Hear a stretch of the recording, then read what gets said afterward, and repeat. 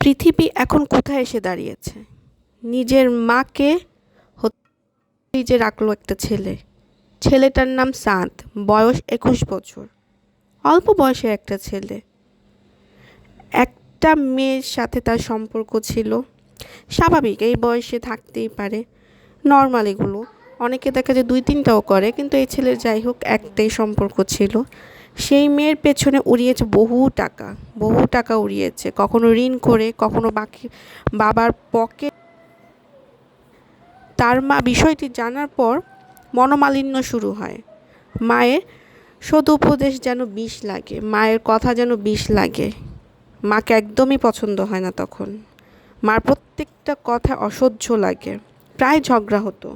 সেদিন সকালেও মায়ের সাথে ঝগড়া করে সে বেরিয়ে যায়। দুপুরে ফিরে দেখে মা সবজি কুটছেন। ছেলেটা পেছন থেকে শ্বাসরুদ্ধ করে মাকে মেরে ফেলে। তারপর ডিপে রেখে আলমারি সহ বিভিন্ন জিনিস ভেঙে ডাকাতির চিহ্ন রেখে চলে গেল। ক্লাস শেষে বাড়িতে ফিরে এমন ভাব করলো যেন সে মাত্র এখন এসেছে। তার ঘটনাটি ছড়ালো ডাকাতি হয়েছে বলে, তার বাসায় ডাকাতি হয়েছে। কিন্তু সত্য কোনো চাপা থাকে না। আমি ভাবছি সেই অসহায় মায়ের কথা, সন্তানের থেকে এত অপমান সহ্য করে আবার সেই সন্তানের জন্য তিনি রান্নার আয়োজন করছিলেন।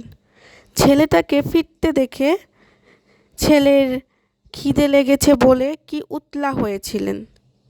ছেলে যখন মুখ চেপে ধরল, তখন মায়ের চোখ কি ভেবেছিল যে সন্তানকে তিনি গর্ভে ধারণ করেছিলেন, নিজের হাতে বেড়ে তুলেছিলেন এবং সব কিছু শিখিয়েছিলেন, সেই সন্তানের এমন ভাব তাকে কতটা কষ্ট দিয়েছে। আহা, কি যে কষ্টকর। মৃত্যুর যন্ত্রণার থেকেও বোধহয় মা বেশি যন্ত্রণা পেয়েছিলেন ছেলেটির বিশ্বাসঘাতকতায়।